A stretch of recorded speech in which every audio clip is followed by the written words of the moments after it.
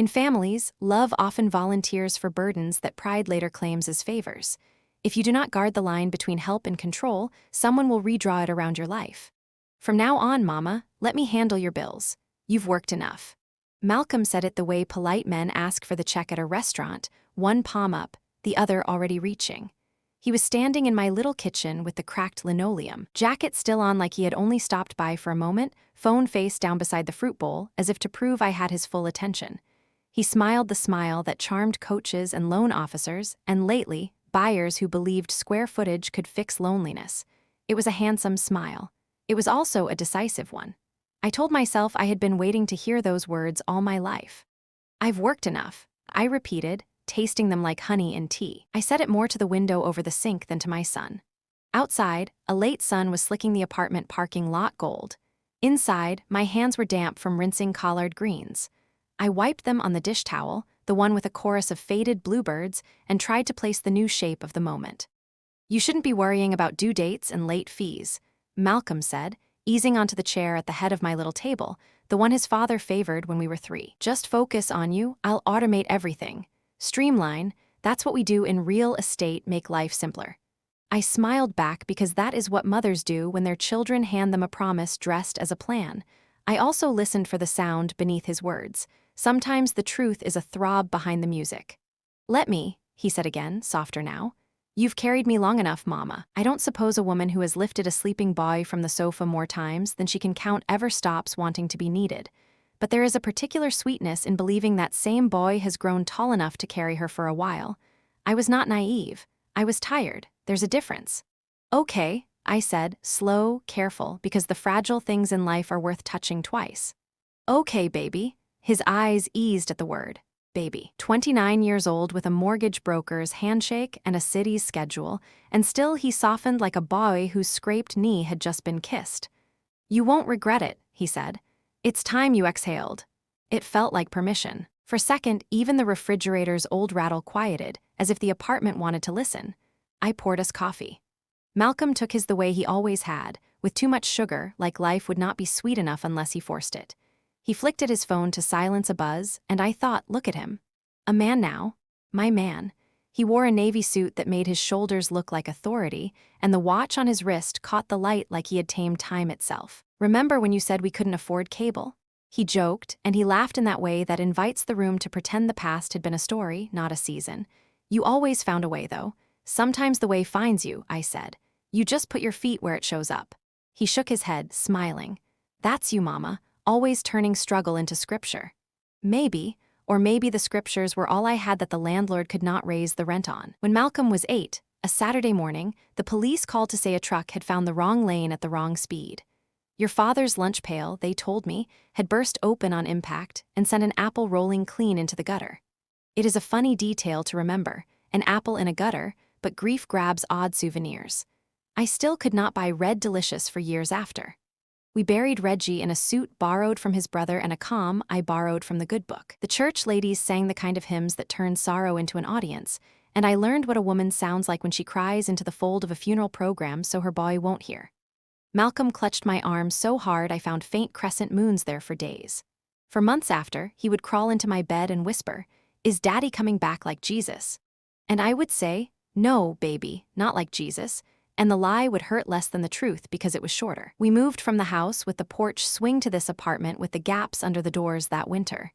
I kept our life going with 2 jobs and the invisible work mothers do, bartering their sleep for their children's details. In the mornings, I tied on a nurse's sneakers and took blood pressures and temperatures and the occasional hand. At night, when the city turned its back lights on, I tied on an apron and counted out change for tired people clutching milk and bread and the scratch-offs that made them tilt their heads like prayers. I learned exactly how much dignity fits into a $20 bill and how far it can be stretched when a little boy asks for cleats. 2 jobs will teach you how to fold exhaustion into a shape you can carry. They also teach you that tomorrow is mostly a chore list disguised as a sunrise. But the boy grew. Oh, he grew. He outpaced shoes and shirts and eventually my advice. He learned to braid his own dreams and a few truths the hard way. At 16, he decided he did not need algebra and then decided he did again. At 19, he learned that if you say you love a girl every night, the word runs out of ink.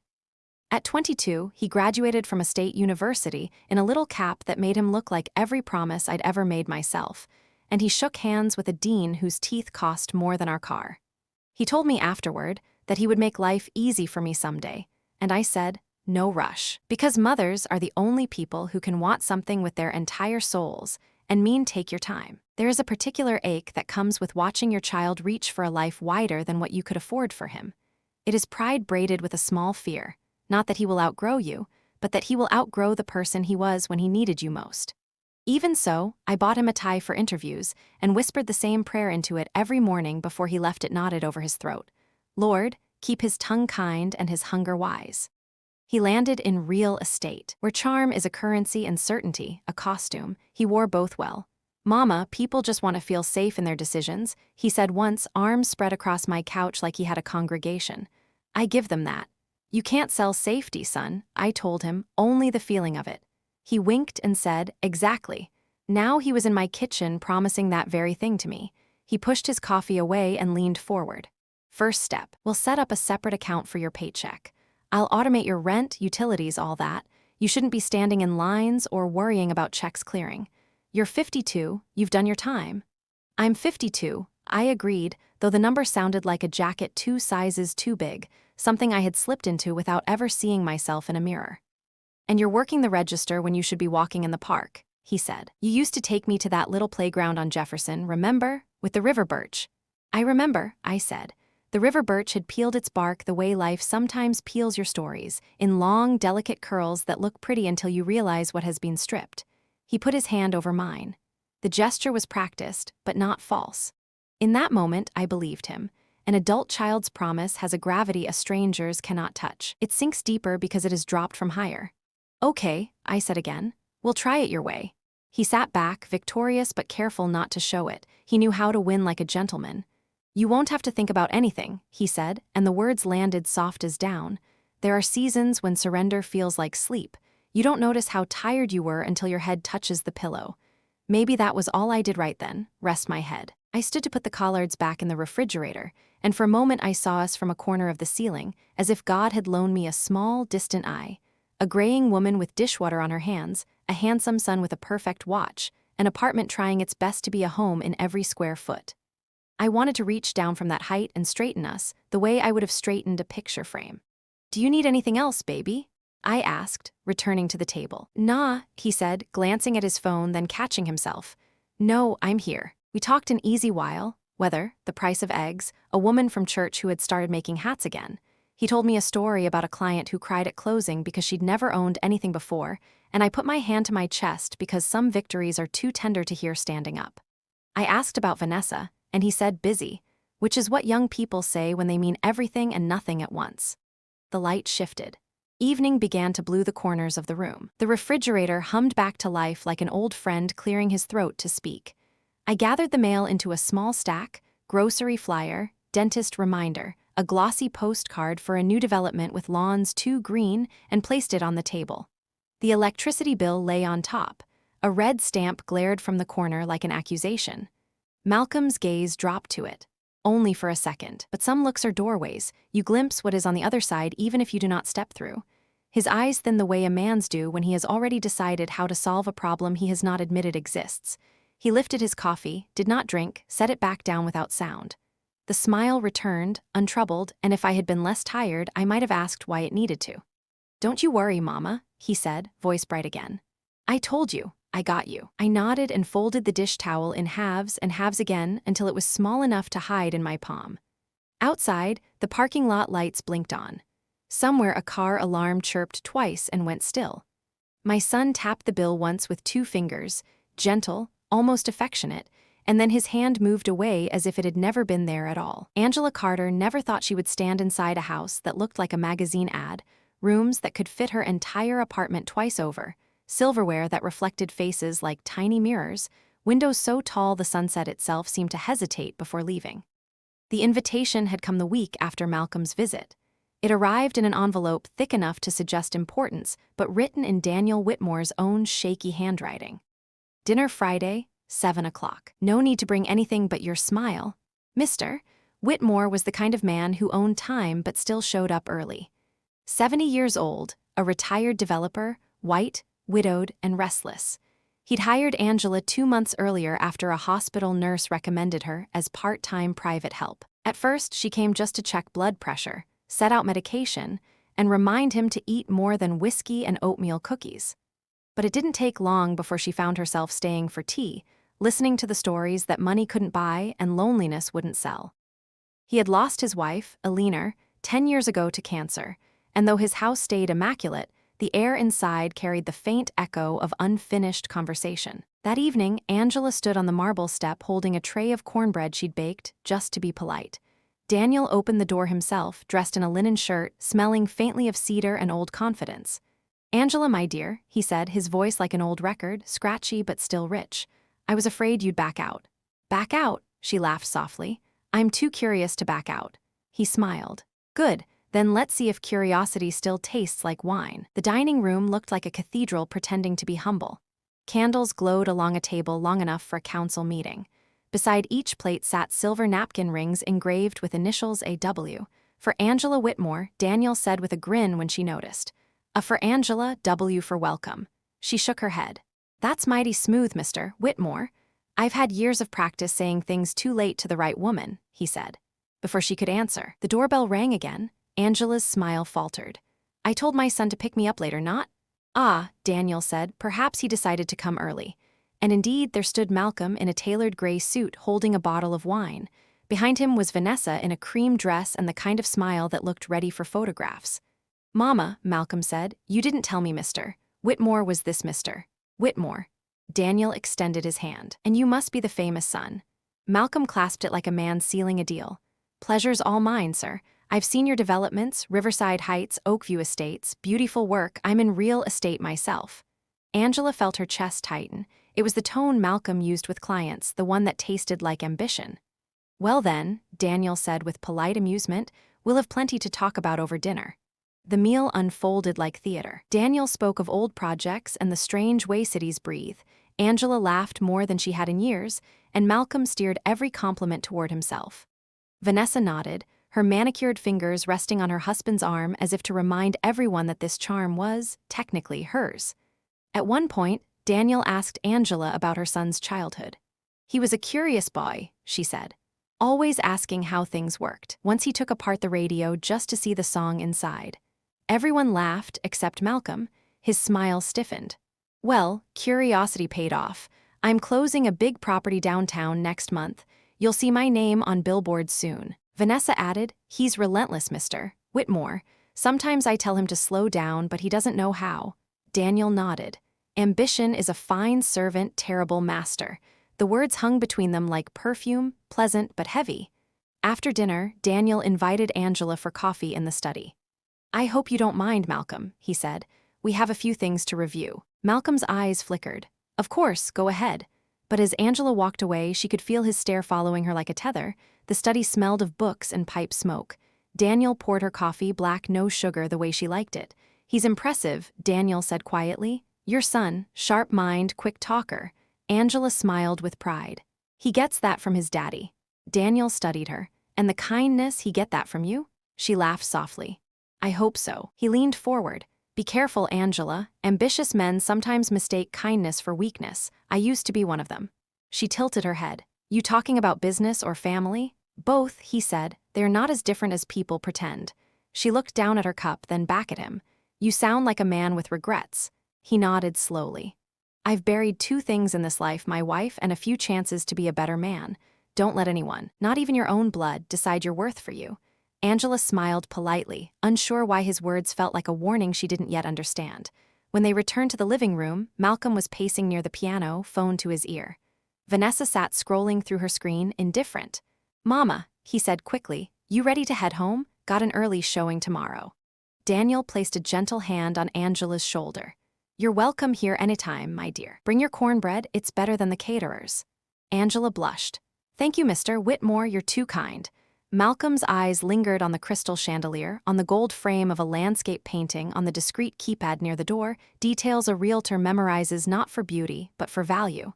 As they stepped into the night air, he said casually, "Nice place. Man must be worth a fortune." Angela frowned. He's been kind to me. Don't start measuring kindness in dollars. Malcolm laughed. Mama, I'm just saying people like him, they invest in folks they trust. You've clearly made an impression. Don't talk like that, she warned. He's my employer, not a lottery ticket. Right, Malcolm said, but his grin didn't reach his eyes. On the ride home, Angela watched the city blur past, streetlights like quiet applause. She thought about Daniel's words, "Don't let anyone decide your worth for you." They echoed against her ribs with an unease she couldn't name. When they reached her apartment, Malcolm offered to walk her upstairs. "No need," she said. "You go on." He hugged her quickly, perfunctory. "You sure?" "Positive." He turned to leave but paused at her door. His gaze flicked to the stack of unopened envelopes on her counter, utility bills, rent, insurance. His voice was gentle but calculated. "You know, Mama," he said, "if you ever wanted to move someplace nicer, I could make that happen. Something like Mr. Whitmore's, you deserve it. I've got all I need right here." She said, "Suit yourself," he murmured. Then he smiled, the same practiced smile from the kitchen, and glanced one last time at the bills. The hallway light caught his eyes, and for a fleeting moment they looked less like pride and more like planning. Sunday mornings were Angela's sanctuary. The smell of coffee, the hum of gospel radio, and the sunlight crawling across her kitchen table, these were the small luxuries she had earned one decade at a time. But that Sunday, the piece felt like a costume that didn't quite fit. She sat with her Bible open but unread, her thoughts still tangled in Daniel Whitmore's words from the dinner.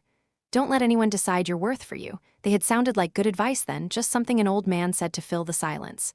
Now they replayed in her head like a warning she hadn't yet unpacked. Her phone buzzed. "Malcolm?" "Morning, Mama," he said, voice bright and sharp. "You busy?" "Just church radio and my coffee." "Good. Listen, I've been thinking, we need to organize your finances properly. That's the only way to make your money work for you." Angela smiled faintly. "Baby, my money barely works with me. I'm not worried about investments, I just need the bills paid." "That's exactly why you need me," he said quickly. "You've been carrying everything too long. It's time I carried you. That's what sons do, right?" It was smooth, the same tone he used to convince clients to sign. Still, something warm bloomed in her chest. It felt good to hear her child talk like that. "All right, baby," she said softly. "What do you have in mind?" "I'll come by after work tomorrow," Malcolm said. "We'll go over your accounts. I'll make sure everything's set up clean and automatic. Trust me, Mama, I got you." He hung up before she could answer. Angela stared at her phone for a long time. "Trust me, Mama." The words were supposed to soothe, but they landed somewhere deeper, like a seed in soil she didn't remember tilling. The next evening, Malcolm arrived with a leather briefcase and the brisk confidence of a man on a schedule. He smelled of cologne and espresso. Vanessa didn't come this time, and Angela was secretly grateful for that. "Sit down, Mama," he said, already pulling out his laptop. "I made a plan for you." "A plan?" she repeated, drying her hands on her apron. "Yep." He flipped the screen toward her. A spreadsheet glowed in neat, color-coded rows. "Your paycheck goes here, direct deposit. From there, I'll transfer it to a central account under my management. I'll take care of rent, utilities, groceries, insurance, everything." Angela blinked. "That's a lot, Malcolm." "It's simple," he said, smiling as if simplicity was a synonym for safety. "You'll never worry about a late fee again. You just focus on working, relaxing, and living. I'll do the rest." She hesitated. "You'd be handling all my money?" "Not handling, Mama, protecting." His tone softened, persuasive. "You deserve peace. Suit yourself," he murmured.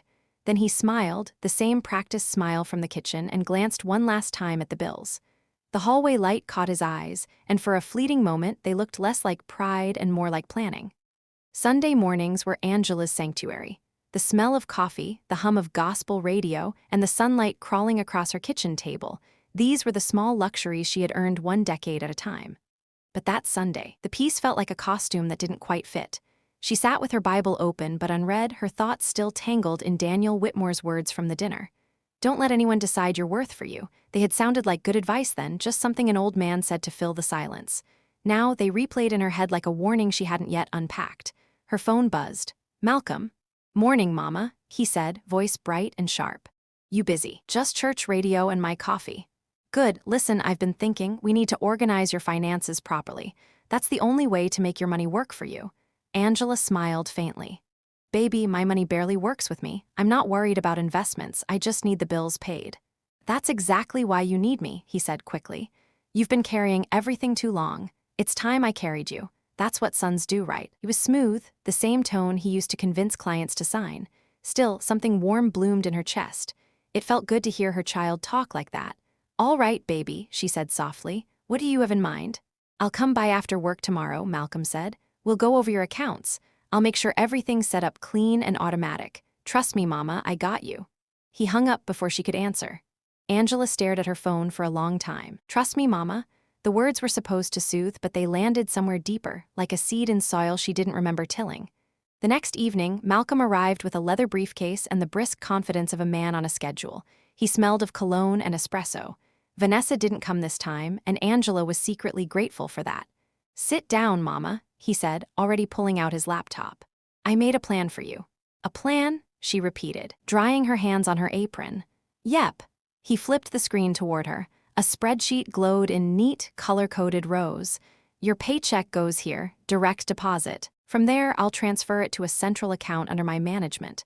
I'll take care of rent, utilities, groceries, insurance, everything." Angela blinked. "That's a lot, Malcolm." "It's simple," he said, smiling as if simplicity was a synonym for safety. "You'll never worry about a late fee again. You just focus on working, relaxing, and living. I'll do the rest." She hesitated. "You'd be handling all my money?" "Not handling, Mama, protecting." His tone softened, persuasive. "You deserve peace." The word peace landed heavily. Angela hadn't felt peace since before Reggie's accident. Maybe this was what peace looked like, someone else finally taking the wheel? She sighed. "All right, baby, if it makes things easier for you." "For us, Mama." He smiled, but his eyes flicked quickly to the mail on the counter, the stack of envelopes she'd been meaning to open. Malcolm reached into his case and pulled out a small folder.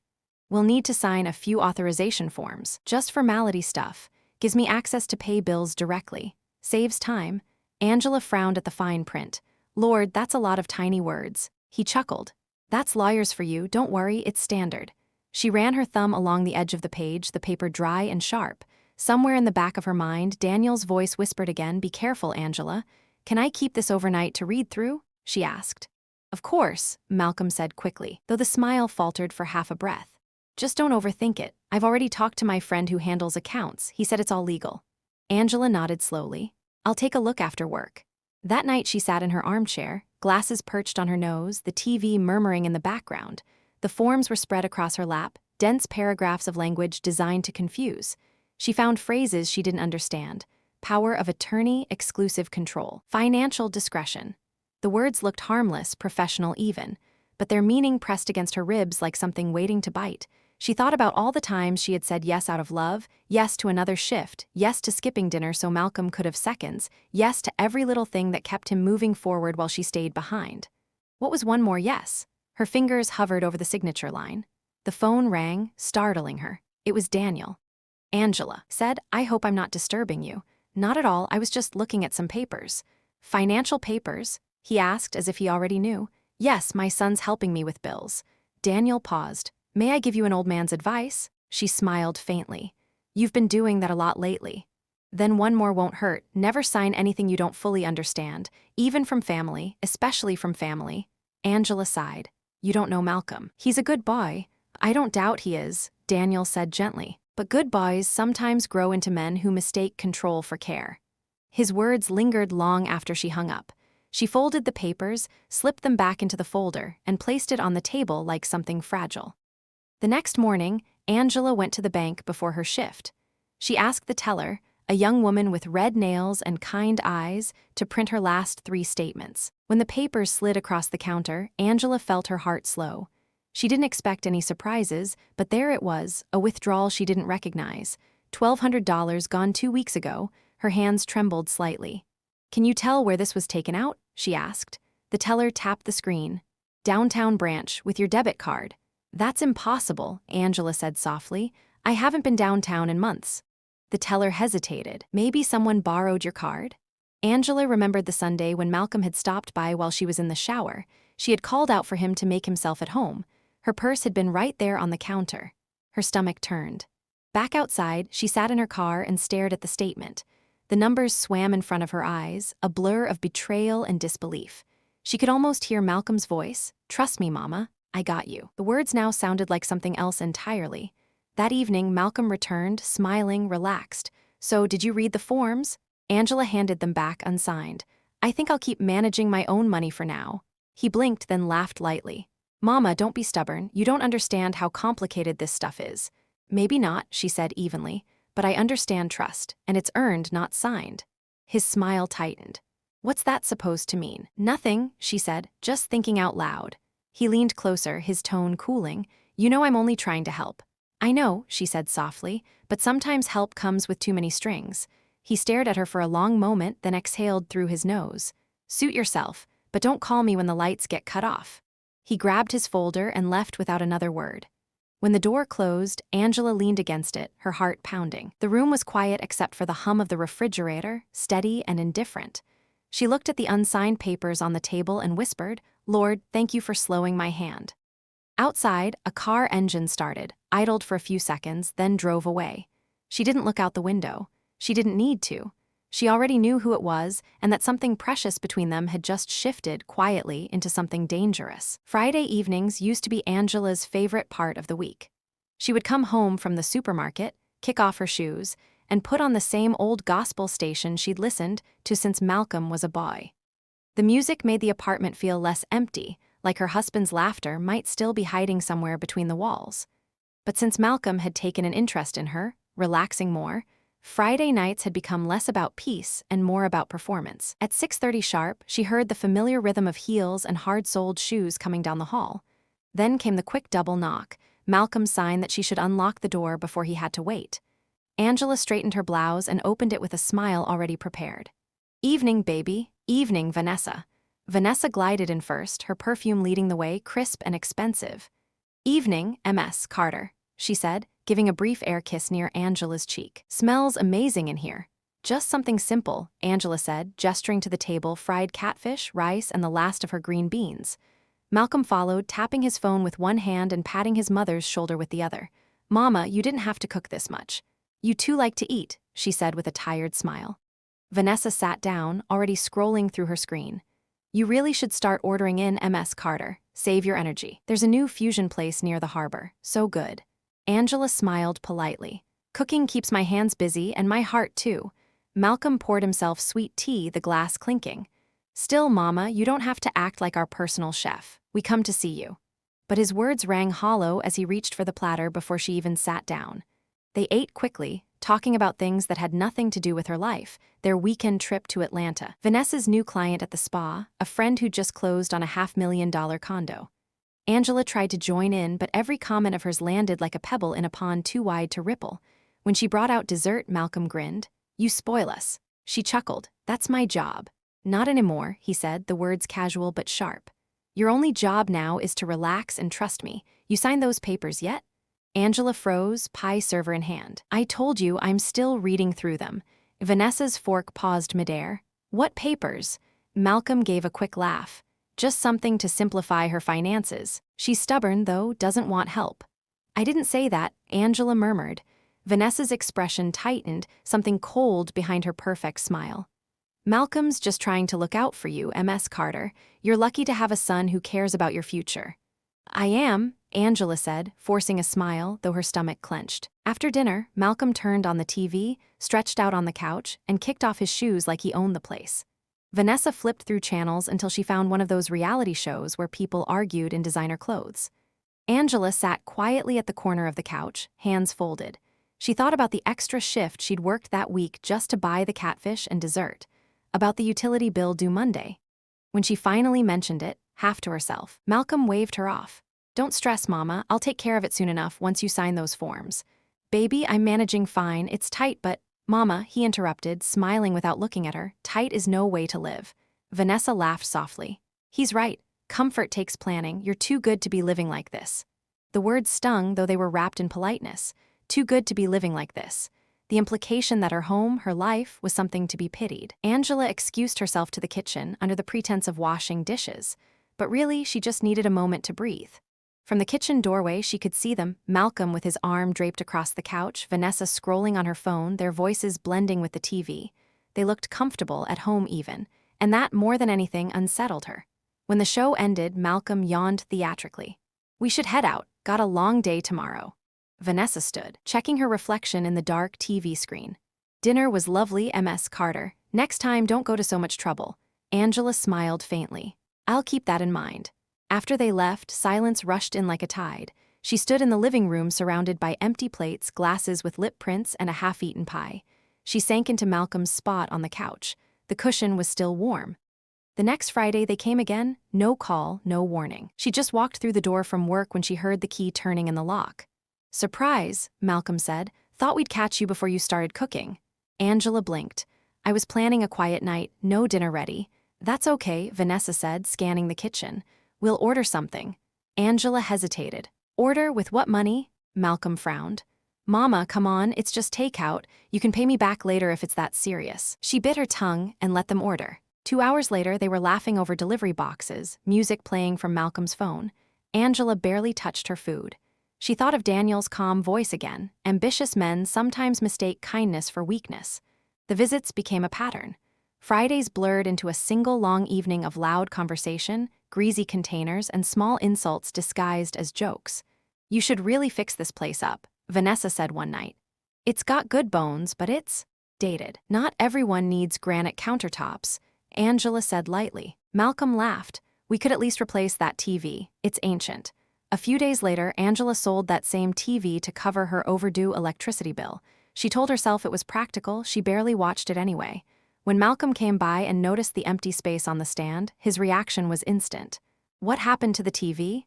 "I sold it," she said simply. "Needed the money." He stared at her. "You sold it without asking me?"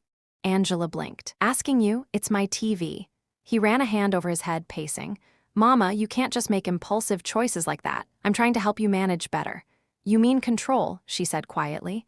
"What's that supposed to mean?" "It means," she said slowly, "that I'm still capable of deciding when to sell my own things." His face flushed with irritation. "You're being unreasonable. We come here every week, spend time with you, make sure you're okay, and this is how you thank us?"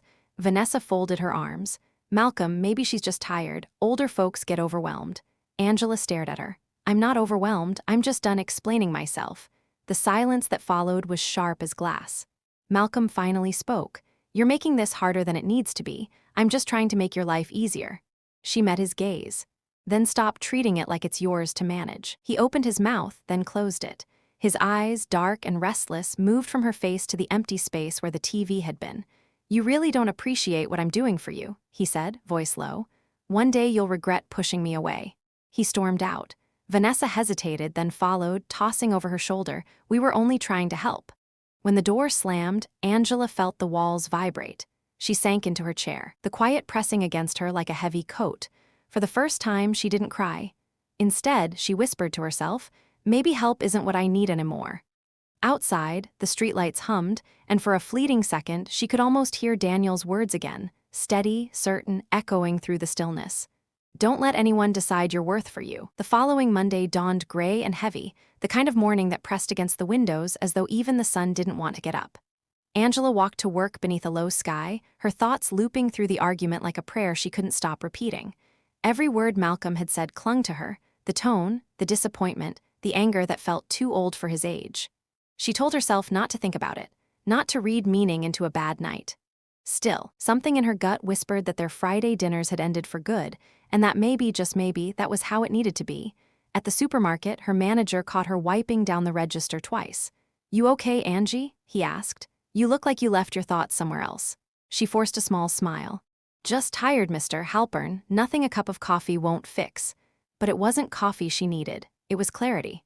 When her lunch break came, she didn't head to the staff room. Instead, she crossed the street to the bank. The same teller with red nails smiled at her. "MS, Carter back again?" "Just checking something, sweetheart," Angela said. "I want to see all my transactions for the past few months." The teller nodded, typing fast. "We can print 6 months' worth if you like." Angela hesitated, then nodded. "Yes, 6 months." A few minutes later, she was seated at a side desk, scanning lines of numbers. Rent, groceries, utilities, then a withdrawal for $1, $200 from the downtown branch. Her pulse thudded in her ears. That was the one she'd already noticed. But now there were others.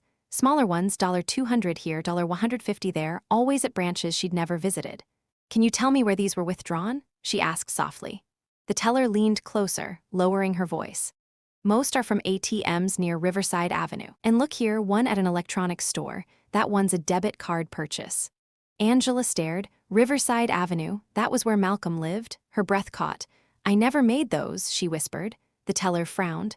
You might want to talk to our fraud department. Could be someone's using your card information. Angela managed a nod. I'll look into it. Outside, the air felt thinner.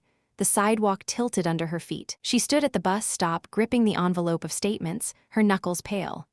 The world around her, the chatter of students, the groan of buses, blurred into background noise. She saw herself reflected in the bus window, the tired lines around her mouth, the fear pooling behind her eyes. And beneath that fear, a deeper ache, something between disbelief and shame. How long had this been going on? When had her own son started stealing from her? That evening, Angela sat at her kitchen table with the bank statements spread before her like evidence in a courtroom. She made notes on a yellow pad, dates, amounts, branch names. With each line, her pen dug deeper into the paper. $1, 200 Downtown Branch June 5. $200 Riverside ATM July 3. $150 Riverside ATM July 18. $90 Electronics Mart August 2. Her stomach tightened. The timeline stretched back almost 6 months, right around the time Malcolm had first suggested helping with her bills. The knock at the door made her flinch. She slid the papers into a drawer before opening it. Evening, MS, Carter. Daniel said, standing in the hallway with a paper bag. I brought dinner. Figured you could use a break from cooking. Angela's lips parted in surprise. You didn't have to do that. I wanted to, he said simply. Besides, I make a mean chicken pot pie. She laughed despite herself. You cook. Lost my chef years ago, he said, stepping inside. Had to learn or starve, and since starving didn't suit me, I learned. They ate at her small table, and for the first time in days, she felt the tightness in her chest ease. Daniel talked about his garden, about the stubborn rosebush that refused to bloom, but halfway through, his eyes flicked toward the half-open drawer. You've been working on something, he said gently. Angela hesitated, then sighed. It's nothing. Nothing doesn't usually make people's hands shake. She looked down at her fork. I went to the bank today. Found some withdrawals I didn't make. Daniel's face grew still. Do you know who might have done it? I'm not sure, she lied. He leaned forward. Angela, you don't have to protect whoever it is. If someone's taking from you, it's complicated, she interrupted softly. It's family.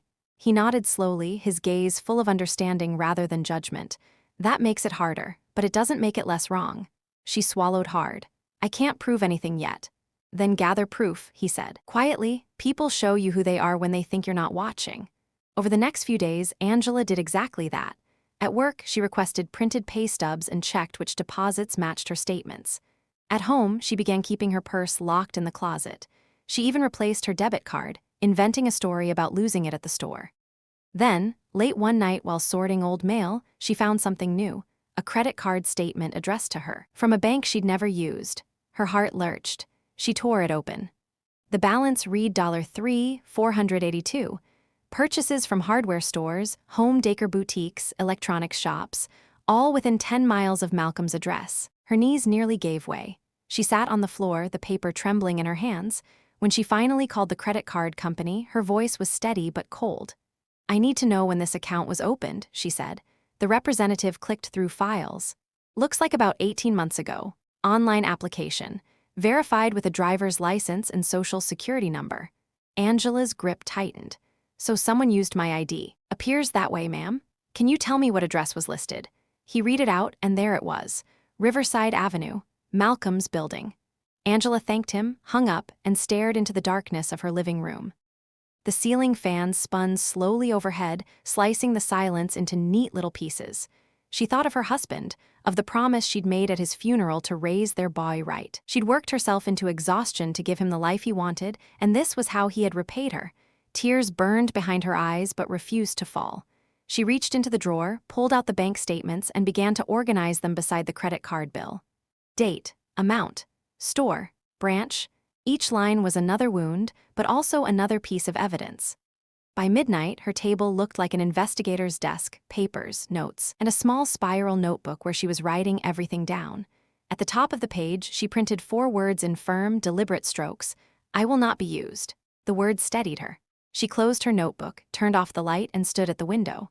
Across the street, the city lights shimmered like tiny betrayals against the dark.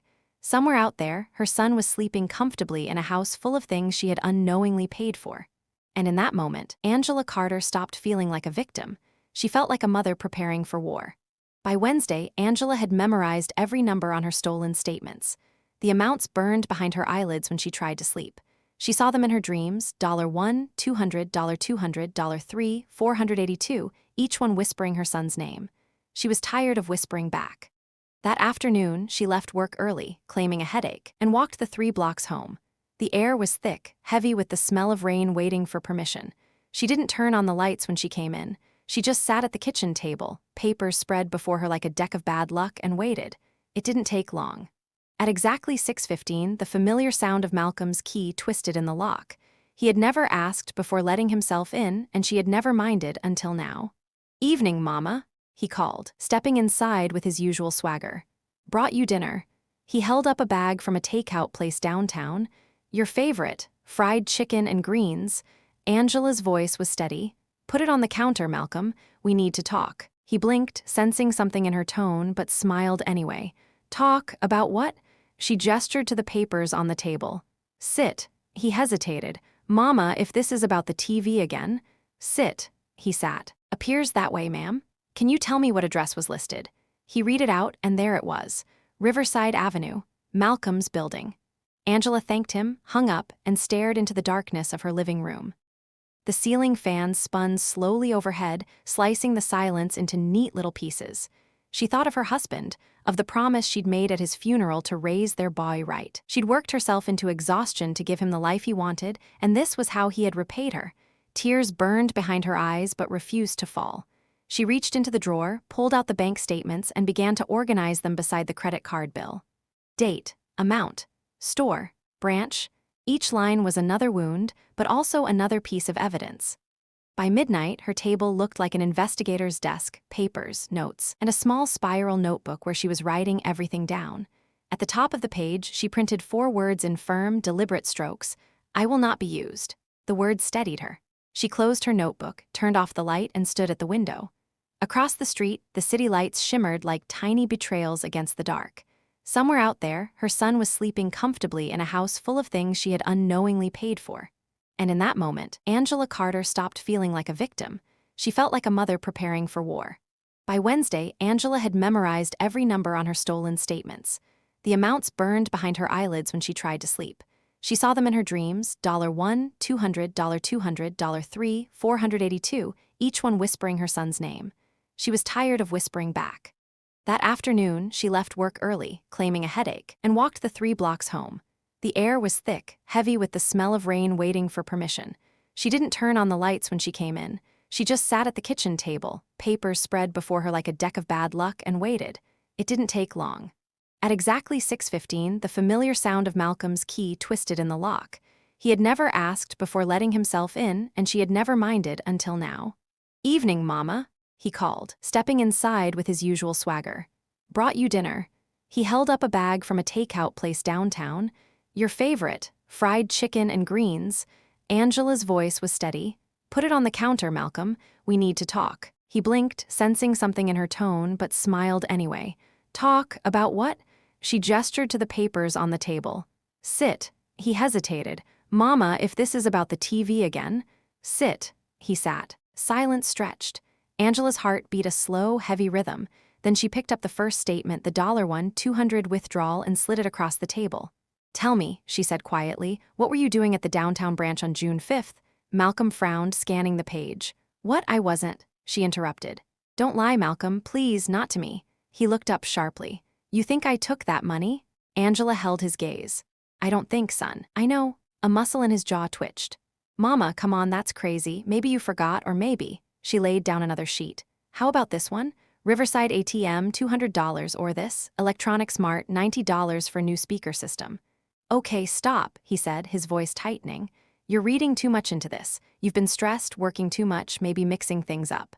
Angela leaned forward, her hands flat on the table. "You took my card, Malcolm. You came into my house while I was in the shower, and you took pictures of it. You used my ID to open a credit card. You bought furniture, appliances, electronics, and charged it all under my name." His face froze for half a second, then rearranged itself into a smirk. "Where on earth are you getting this?" "From the credit company," she said. "They sent me the bill, and they confirmed the address on file, Riverside Avenue." Smirk faltered. Angela's voice dropped to a near whisper. "You stole from me, baby." Malcolm slammed his hand against the table. "Don't call me that. Don't sit there and accuse me like I'm some criminal. What would you call it?" "I was helping." he shouted. You don't understand how money works anymore, Mama. You can barely pay your bills. You needed structure. I needed honesty. You needed me, he shot back. I've been trying to make sure you're safe, trying to make your life easier, and you. Easier for who? She snapped, rising from her chair. For me or for the man living in a house I unknowingly helped pay for? Malcolm's face reddened. You're out of line. And you're out of excuses, she said. He pushed back from the table, pacing, rubbing the bridge of his nose. You're being dramatic. I was going to pay it all back. I just borrowed it to get started. Borrowed? She echoed, incredulous. You never asked. You never told me. You stole. He turned, eyes flashing. After everything I've done for you. Angela cut him off with a short, sharp laugh. Everything you've done for me? You mean showing up once a week to eat my food? Using my name to pay for your fancy life? You call that help? Vanessa's voice came from the doorway, cold and brittle. What's going on here? Angela's head snapped up. She hadn't even heard the door open. Vanessa stood there, immaculate as ever, her expression already tight with disdain. Malcolm pointed at his mother, his voice cracking. She's accusing me of stealing. Vanessa crossed her arms.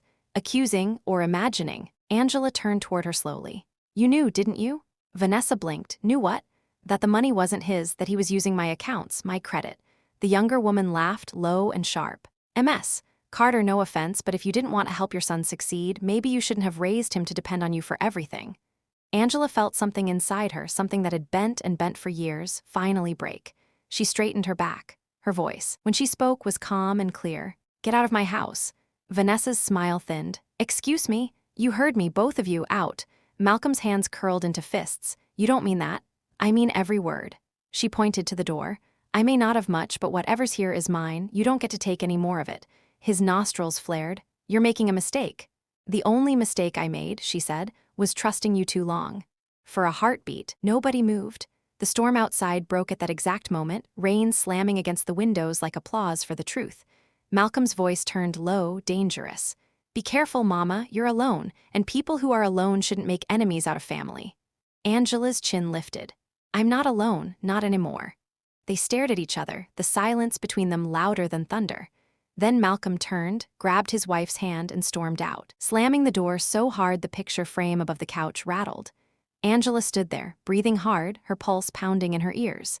She looked at the papers on the table, proof of everything she had lost and everything she still had to fight for, and felt a strange calm settle over her. The storm roared outside, but inside, a different storm had quieted. For the first time in years, Angela Carter wasn't afraid.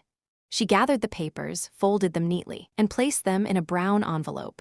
Then she whispered to the empty room, her voice steady and sure, Tomorrow, I start taking my life back. The thunder outside answered like an amen. The next morning, the rain had washed the city into a dull shine. Puddles mirrored gray skies, and everything looked like it had been cleaned but not forgiven. Angela woke before dawn, her head pounding from a night with no sleep. The envelope of papers sat on the kitchen table, the edges slightly curled from her hands. She stared at it while her coffee brewed. Each sheet inside was proof that the child she'd once rocked to sleep had grown into a man who could look her in the eye and lie without blinking. Enough, she whispered to herself. I've cried enough.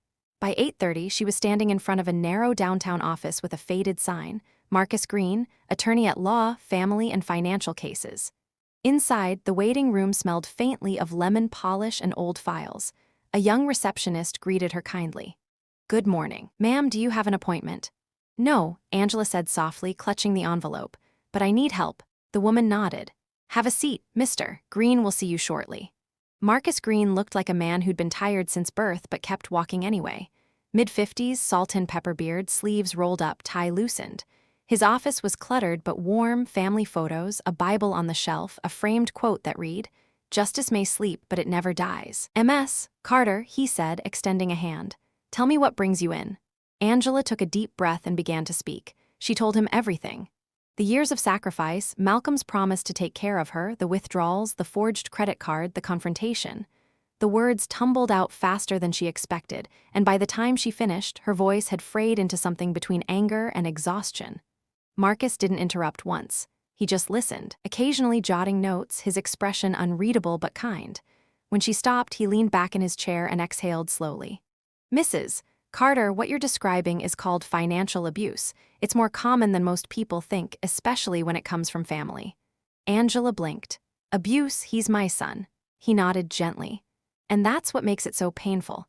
But by the letter of the law, taking money, using your credit without permission, forging signatures, those are crimes, fraud, identity theft. She pressed a trembling hand to her chest. Lord have mercy.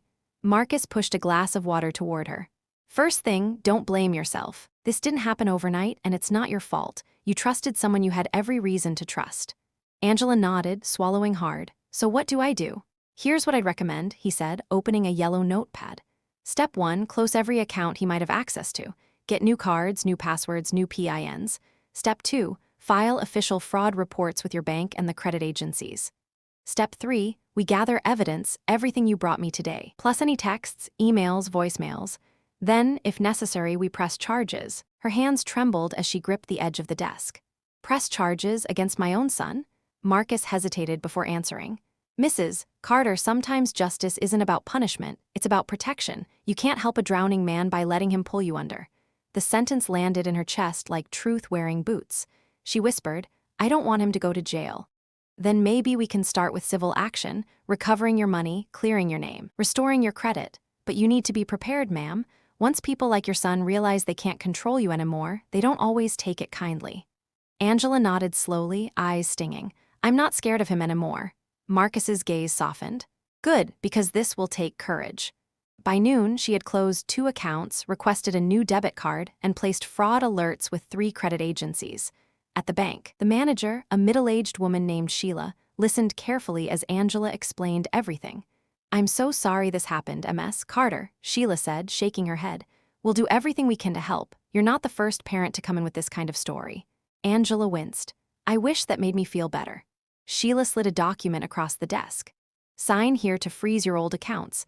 That'll stop any automatic transfers or unauthorized payments. Angela hesitated only a second before signing. When she left the bank, she felt lighter, not happy, but unchained. The afternoon air smelled like damp concrete and possibility.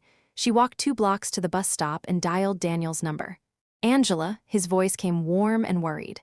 I was just about to call you. Are you all right? I'm fine, she said. Well, not fine, but better. I went to see a lawyer. That's good, Daniel said, relief flooding his tone. What did he say? He called it abuse, financial abuse. The word still tasted strange. Said I have a case. You do, Daniel said firmly. You're taking back control. That's something to be proud of. Angela leaned against the bus stop sign, watching cars blur past. It doesn't feel like pride, feels like grieving. That's part of it, he said quietly. When someone you love breaks your trust, you have to bury the version of them you thought you knew. She was silent a long moment. Then, I think that's what hurts most. I raised him to be better. I know, Daniel said softly, and maybe someday he will be. But that's his path to walk, not yours to carry. That evening, Angela returned home exhausted but clear-headed. She spread her new documents on the kitchen table, the same table that had witnessed every stage of her heartbreak. She could still see the outline of Malcolm's coffee cup ring on the wood. The phone rang once, then twice. She almost didn't answer. Hello, Mama. Her stomach tightened. What do you want, Malcolm? I just wanted to make sure you're okay, he said, his voice too casual, too smooth. I'm fine. I came by earlier, you weren't home. I had errands. He hesitated. I was thinking maybe we should start over. Clean slate, forget all that nonsense. Nonsense? Angela's voice sharpened. You stole from me. Mama, he sighed, you're blowing this out of proportion. You're making it sound criminal. It is criminal. A pause, then softly, you talked to someone, didn't you? Angela didn't answer. He laughed under his breath, the sound brittle. You think a lawyer's gonna fix this? You'd rather talk to strangers than your own son? I'd rather talk to someone who tells me the truth, she said quietly. His tone hardened. You're letting that old man, Whitmore, fill your head, aren't you?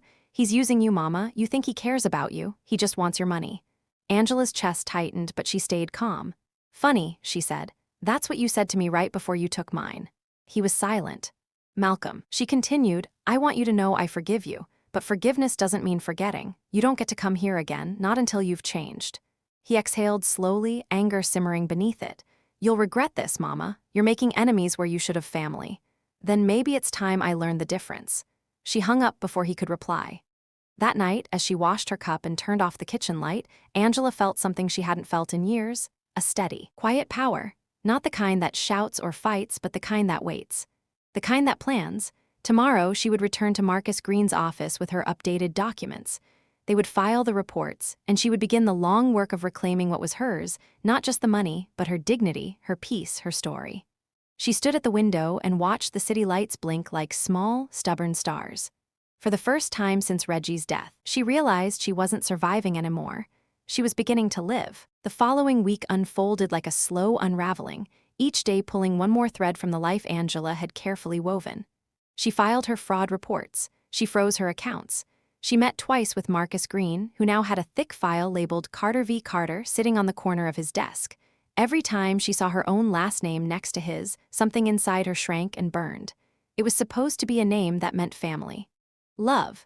Continuity. Now it was an exhibit number. Still, she showed up. She signed the papers. She nodded when Marcus explained the next steps in calm, measured tones. "This part will take time," he said one morning, adjusting his glasses. "Banks move slow. Credit agencies even slower. But what matters is we've started. The record is clear. The fraud didn't come from you." Angela's fingers twisted the edge of her shawl. "And what happens to him?" "If he's smart," Marcus said, "he'll settle before it goes further. But if he denies it, then the state will handle it from there." She swallowed hard. "Prison?" He didn't answer right away. "That depends on how far he pushed it." Angela stared at the manila folder again. Carter v. Carter, the words blurred. "I don't want him in jail, I just want him to stop." Marcus leaned forward. "Sometimes stopping takes consequences, Mrs. Carter." She nodded. But later that night, as she sat on the edge of her bed, she prayed quietly for strength, for peace, and yes, even for her son. 2 days later, she noticed something odd. It started small, a polite knock on her door around dinner time. When she opened it, no one stood there. Just a plain envelope on the mat. Inside were 3 photographs. One showed her house from across the street. Another showed her standing at her mailbox. And the last one was of her through the kitchen window, head bowed over a cup of coffee. Her name wasn't written anywhere, but there was a single note, printed on cheap paper. "You shouldn't have gone to a lawyer." Angela's breath froze in her chest. She shut the door, locked it twice, and closed every curtain. Then she sat on the couch, heart hammering in her ears. The phone lay on the coffee table, heavy and waiting. She picked it up and called Daniel. He arrived 15 minutes later, coat half-buttoned, reins still clinging to his hair. "What happened?" She handed him the photos. He studied them in silence, his jaw tightening. "This was Malcolm," he said finally. Angela whispered, "I didn't want to believe that." Daniel looked up at her, his eyes gentle but firm. "You need to call the police, Angela, right now." "I can't," she said. "He's my son." Daniel's voice rose just slightly. "He stopped being a son when he started stalking his mother. This is intimidation." She shook her head. "He wouldn't hurt me." Daniel didn't argue, but his silence said everything. After a moment, Angela stood, took a deep breath, and picked up the phone again. "All right," she said softly. "I'll make the call." The police came that night, 2 officers, one young and polite, one older and skeptical. They took the photos, asked a few questions, and promised to file a report. "Any idea who might have left these?" the younger one asked. Angela hesitated. "My son." The older officer wrote something on his clipboard. "Do you have any reason to believe he'd try to harm you?" She thought about the threat he'd made. "Be careful, Mama. You're alone." She thought about the years of quiet manipulation, the way he'd taken without asking, lied without blinking. Finally, she said, "I don't know, but I'm not taking chances anymore." They nodded and left, leaving her apartment too quiet. Daniel stayed, refusing to leave her alone. He made tea, fixed her screen door where the lock had grown loose, and sat across from her until the shaking in her hands eased. "You did the right thing," he said softly. Angela nodded, though she wasn't sure she believed it. "I just keep asking myself where I went wrong. When did the boy I raised turn into someone I have to fear?" Daniel sighed. "Evil doesn't always look like a stranger, Angela. Sometimes it grows in the house we built ourselves." By the weekend, the story had reached the neighborhood. At the grocery store, one of the cashiers whispered to another when Angela walked by. At church, Sister May clasped her hands and said, "We're praying for you and Malcolm, baby." The pity in her voice stung worse than judgment ever could. Then, on Sunday morning, the story broke in a new way. Angela woke to her phone buzzing nonstop, texts from coworkers, church friends, even her neighbor Bertha, all with screenshots. Malcolm had posted on social media a photo of himself sitting in his spotless kitchen, head in his hands. The caption read, "Sometimes the people you love most try to destroy you. I've done nothing but help my mother for years, and now she's accusing me of crimes I didn't commit. Pray for me." Thousands of likes, hundreds of comments. "Stay strong, bro. Toxic parents are the worst. You're doing the right thing setting boundaries." Angela scrolled through them, each one cutting deeper. By the time she reached the end, her hands were trembling. Daniel came by again that evening and found her at the table, staring at her phone. "Let me guess," he said quietly. "He's turning it around." Angela looked up, her voice hollow. "They all believe him, every last one." Daniel pulled out a chair and sat across from her. "Truth takes longer to travel than lies, but it still gets there." She smiled faintly, a sad, tired smile. "You sound like a preacher." He chuckled. "Maybe I missed my calling." Then his tone softened. "You need to stay the course, Angela. Don't respond to him online. Don't argue, just keep your evidence and let Marcus handle it." "I feel so humiliated," she admitted. "Like I'm on trial in front of strangers." "Then let them watch," Daniel said. "Because when the truth comes, they'll see it too." 2 weeks later, the banks finished their investigation. The results came in a thick envelope stamped confidential. Angela sat at her table as Marcus read it aloud. "Withdrawals traced to your son's debit card. Fraudulent credit applications verified under his IP address. Total damages, $17,000. He looked up. "Mrs. Carter, this is irrefutable. We can press criminal charges, or, if you prefer, file a civil suit and recover your funds. What do you want to do?" Angela stared at the documents, her hands trembling but her heart strangely calm. "I want it to be public," she said finally. "No more whispers, no more pretending."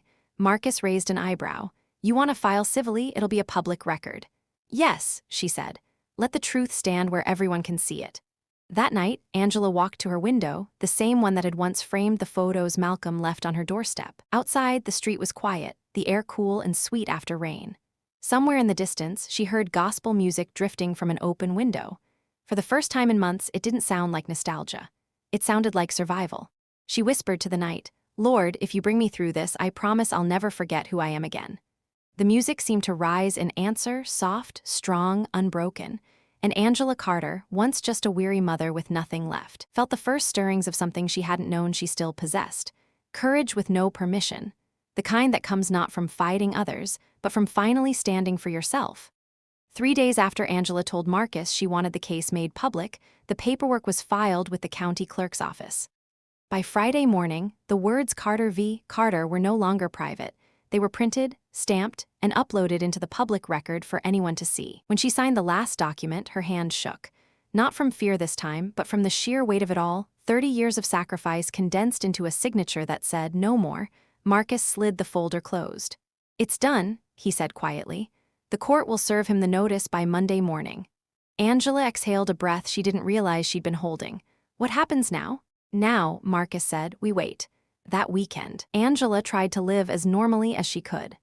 She worked her Saturday shift at the supermarket, smiled at customers, counted change, and bagged groceries. But her thoughts drifted constantly to what would happen when Malcolm found out. Would he show up again, call her, try to beg or threaten?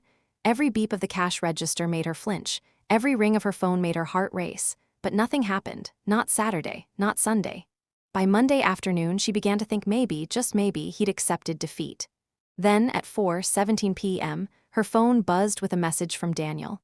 "Turn on the news." Angela's stomach sank.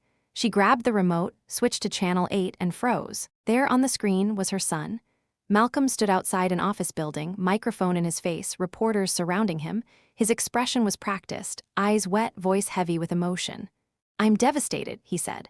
"I've tried to care for my mother for years, but she's not well. This lawsuit, it's her lawyer manipulating her. She doesn't know what she's doing." Angela's knees buckled. She sat hard on the couch, hand over her mouth. The anchor's voice cut in. "Mr. Carter's mother, Angela Carter, alleges financial fraud totaling more than $17,000. Legal experts say the case could test the limits of family-based financial abuse laws." The segment ended with a photo of her driver's license. Her name, her age, her address, everything. She felt naked on live television. Daniel arrived less than an hour later, breathless and furious. "That boy's playing the victim for the cameras now." Angela's voice trembled. "He called me crazy on the news." Daniel sat beside her, his hand gentle on her shoulder. "He's desperate, Angela. This is what desperate people do. They twist the story to save face, but you have truth on your side." Her eyes filled with tears she refused to shed. "The truth doesn't matter to people who already made up their minds." "It will," Daniel said firmly, "because lies crumble when you shine light on them." She looked at him, her voice a whisper. "Then I need to keep the light on." The next morning, Marcus called. "He went public, didn't he?" "Yes," Angela said. Marcus sighed. "We expected this, but it changes our timeline. Now that he's made public statements, we can file an injunction for defamation and use his interviews as evidence of bad faith. Angela was silent for a moment. I don't want revenge, Mr. Green. I just want my life back. He smiled faintly through the phone, and that's exactly what we're getting. 2 days later, the courthouse summons reached Malcolm. Angela wasn't there to see it, but Marcus told her the clerk described him as stunned and furious. He tried to argue, saying it was a misunderstanding, but the papers were handed over anyway. Within hours, the online chatter changed. At first, people reposted his earlier statements defending him, but then a few users dug deeper, finding the official case number in the public database. Screenshots spread across social media, real documents, bank statements, legal filings. One by one, the tide shifted. Wait, this looks real. Why would a lawyer file fraud charges if she was lying? This doesn't sound like mental illness, sounds like evidence. By the end of the week, the story was no longer Malcolm's tragedy. It was Angela's courage. Local news picked it up again, this time with a different angle. The headline read, Elderly woman exposes financial abuse by her son, a case that's sparking conversations nationwide. Angela watched the segment with disbelief. They called her resilient, brave, a symbol for mothers reclaiming their dignity. She didn't feel brave, she felt tired, but as she turned off the TV, a knock sounded at the door. When she opened it, a woman in a navy blue blazer stood outside. Mrs. Carter? Yes, the woman smiled warmly. My name's Ellen Parks. I work with the Senior Advocacy Network. We saw your story and wanted to thank you. You're giving a voice to women who have been afraid to speak up. Angela blinked back tears. I wasn't trying to make a statement. Maybe not, Ellen said gently, but you did. She handed Angela a card. If you ever want to tell your story publicly, we'd help arrange it. It could really change lives. Angela accepted the card but shook her head.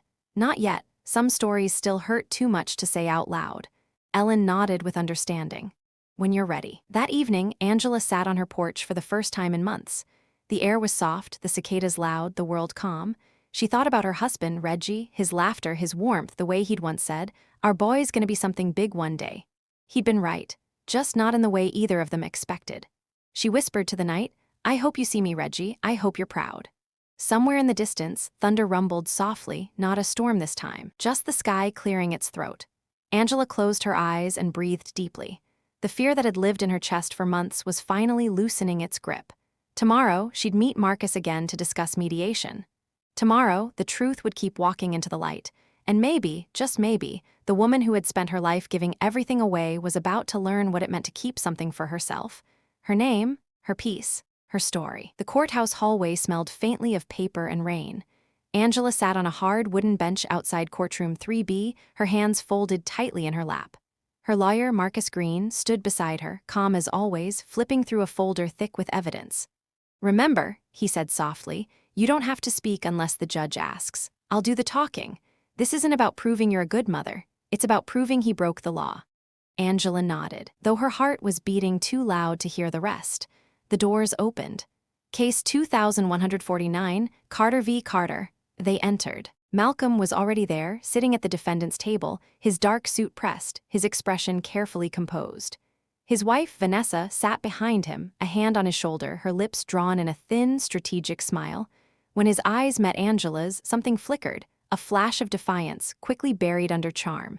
He mouthed, Mama, as if the word could still disarm her. Angela didn't respond. The judge, a woman with silver hair and steady eyes, began the proceedings. Marcus rose first. Your Honor, he said, this is a case of clear financial exploitation of an elderly individual by her immediate family member.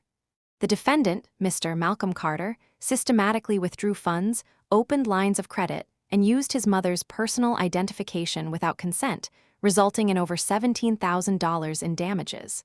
He paused, letting the silence underline the word mother. Then he began laying out the documents, bank statements, withdrawal records, credit reports, all showing Malcolm's fingerprints. Angela watched in awe. Every page Marcus placed on the evidence table was a piece of her heartbreak, now transformed into proof. When Malcolm's lawyer stood, his tone was smooth, almost sympathetic. Your Honor, this is not a case of exploitation. This is a misunderstanding between family members. My client acted with his mother's verbal consent. He was merely managing her finances. There was no criminal intent, only love, perhaps misplaced. Angela's jaw tightened. Love, he said, the same word her son had used every time he wanted something. The judge turned to her. Mrs. Carter, do you wish to say anything? Marcus gave a subtle shake of his head. She didn't need to, but Angela stood anyway. Her knees felt weak, but her voice, when it came, was clear. Yes, Your Honor, I do. The courtroom fell silent. I worked 2 jobs my whole life, she began, eyes fixed on the bench, not on her son.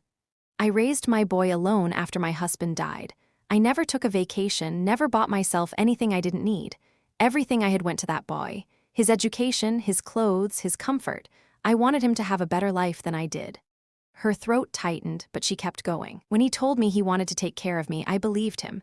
I thought it was love, but what he really wanted was control. He took my trust and turned it into a weapon. And the hardest part, Your Honor, is that I let him because I loved him more than I loved myself. Her voice broke just slightly. I'm not here for revenge. I'm here because I finally learned that love without respect is not love at all. It's captivity. A few people in the courtroom shifted in their seats. Even the judge's expression softened. Angela looked at Malcolm then, not with hatred, but with something far heavier. You can't steal from someone and call it protection. You can't betray your mother and still say it's love. Malcolm's lips parted, but no words came out. His face twitched, a mix of shame and fury flickering beneath the surface. The judge cleared her throat. Thank you, Mrs. Carter. You may sit. Angela lowered herself back into her chair. Her hands trembled, but her heart was still. When the ruling came, it was swift. The judge found in Angela's favor. Malcolm was ordered to repay the full $17,000, plus $5,000 in restitution and all legal fees. The court also required a public statement of admission to correct the damage caused by his earlier lies. Malcolm's lawyer whispered urgently in his ear, but Malcolm barely reacted. His face was pale, his eyes unfocused. Angela didn't look at him as she gathered her things. She didn't need to. Outside the courthouse, Daniel was waiting with an umbrella, his face breaking into a proud smile. You did it, he said. I didn't win, Angela replied quietly. I just stopped losing. Rain began to fall, soft at first, then steady like the sky was exhaling for her. They stood there for a long moment in the drizzle before Angela finally whispered, I thought I'd feel angry, but all I feel is empty. Daniel smiled gently. That's not emptiness, Angela. That's peace moving in, making room. 2 weeks later, the public apology appeared on Malcolm's social media page, exactly as required by the court. I, Malcolm Carter, admit that I accessed my mother's financial accounts without authorization. I regret my actions and accept responsibility for the harm I caused. The post went viral, not because of the words, but because of what followed. Hundreds of people commenting with stories of their own, mothers and fathers, aunts and grandparents, all saying the same thing. Thank you for speaking up. Angela didn't read them all. She didn't need to. She had already said what mattered most in that courtroom. A month later, she packed the last box from her apartment. Inside it were only things that truly belonged to her: family photos, her wedding ring, a few cookbooks, and a small wooden cross. She was moving to a small coastal town 3 hours away, to a house with a garden and ocean air. Daniel helped her load the last box into the truck. As they drove away, Angela looked back once. Her old street blurred in the rearview mirror, years of exhaustion, love, and pain fading into distance. When they reached the coast, the first thing she did was open all the windows.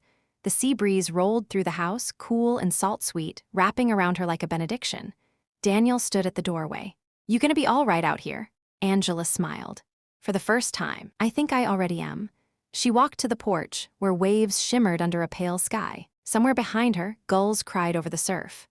Angela closed her eyes and whispered, Thank you, Lord, for endings that look like beginnings. And as the tide pulled out and the day turned to gold, she realized something simple and profound. She had finally come home to herself. The mornings in the new house began softly, sunlight slipping through thin curtains, the smell of salt and wet grass drifting in from the yard. Angela had grown used to the sound of gulls instead of sirens, to waves instead of city traffic. For the first time in years, she woke up not to an alarm clock, but to the quiet insistence of peace. Her small garden had started to bloom. Rows of lavender and hydrangeas lined the fence, and in the middle stood a single rosebush Daniel had planted on his last visit. Every garden needs something stubborn, he'd said, handing her the pot. Something that keeps blooming no matter what it's been through. Angela smiled every time she watered it. Then it's just like me, she'd whispered. On most mornings, she took her coffee out to the porch, sat in her old rocking chair, and watched the horizon unfold. The ocean looked different every day, sometimes silver, sometimes blue, sometimes angry and green, but always alive, always honest. Her body still carried the marks of hard years, aching knees, tired hands, but her heart had lightened. She'd stopped checking the mail with fear. She no longer worried about what Malcolm might post online or who might whisper her name in pity. The story had already made its rounds on television and in newspapers. Reporters still emailed occasionally, wanting follow-up interviews. She declined them all. The only story she cared to live now was the quiet one of mornings and gardens and forgiveness that didn't ask for applause. She hadn't heard from Malcolm since the court order was finalized. The payments came in each month like clockwork, handled through lawyers, not words. Sometimes, when she sat watching the sea, she wondered if he'd ever understand what he'd truly lost, not the money, but the part of her heart that used to believe he could do no wrong. She didn't hate him. That surprised her most of all. The anger had burned itself out somewhere along the way, leaving behind only the soft ashes of acceptance. Some people, she told Daniel once, you forgive not because they deserve it, but because you deserve peace. Daniel nodded. And peace looks good on you, Angela. That summer, she joined a small church by the bay. The congregation was small, mostly retirees, fishermen, and families who'd lived there for generations. They welcomed her like they'd been waiting for her all along. One Sunday, the pastor asked her to speak briefly about gratitude. She stood before the congregation, her voice steady. I used to think gratitude meant saying thank you for blessings, she began. But now I know it also means being thankful for lessons, especially the ones that hurt. She paused, smiling softly. Pain can take a lot from you, but if you let it, it can also give you something back: wisdom, courage, and a clearer idea of who you are. I thank God not just for what I've been given, but for what I've survived. Church fell silent. Then one by one, people began to nod. After the service, a young woman approached her in tears. I saw your story on the news months ago, she said. It gave me the courage to leave my brother's house. He was taking my disability checks. I thought I was the only one. Angela took her hands gently. You're not alone anymore, sweetheart. None of us are. As the years stretched forward, her life settled into rhythm. She baked pies for the neighbors, volunteered at the church pantry, and every Friday night she called Daniel to share a cup of coffee over the phone. When the ocean winds grew colder, she'd sit by the window with her notebook, writing letters she never planned to send, to her husband, to her son, to the version of herself she used to be. She ended every letter the same way. I forgive you, I forgive me, and I'm still standing. On the day of her 65th birthday, the sun rose bright and untroubled. The house was filled with flowers, laughter, and the smell of cake. Daniel handed her a small box wrapped in blue ribbon. Inside was a silver locket. On one side, a photo of her younger self holding baby Malcolm. On the other, a tiny engraving, "Freedom found at last." Angela touched the locket, tears gathering in her eyes. You shouldn't have, she whispered. Daniel smiled. You earned it. She looked out toward the sea, where the waves rolled in and out like slow, forgiving breath. For the first time, she didn't see loss. She saw life, messy, painful, miraculous life, and she was grateful for every piece of it. That night, she stood on the porch, looking at the stars scattered over the black water. The breeze brushed against her skin like a blessing. She whispered softly, for every mother who's ever been forgotten, for every heart that's ever been used, may you find peace the way I did, one brave step at a time. Then she smiled, lifted her cup of tea to the night sky, and whispered her final prayer. Thank you for the lessons, for the strength, and for another sunrise. Author's note: Dear friends, thank you for walking this journey with Angela. Her story may be fiction, but the truth it carries lives in countless homes and hearts around the world. May it remind us that love without respect is not love, and that no act of reclaiming your worth is ever too late. Wherever you are, may your home be peaceful, your heart brave, and your family filled with kindness. With love and gratitude, the storyteller.